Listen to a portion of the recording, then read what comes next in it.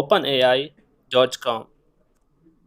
Open first link, try ChatGPT. If you have already ChatGPT account, then log in. Otherwise, click on sign up. Enter your email address or log in with Google. I will continue with Google. Select Google account.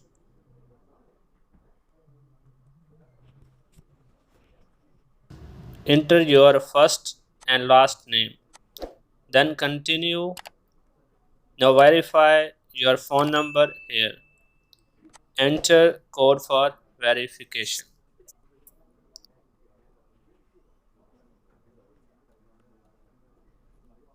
Next, next, done.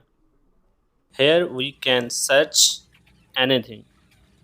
We will search code for searchable ASP drop down list in ASP.NET. ChatGPT create all required code for this. See you in the next one.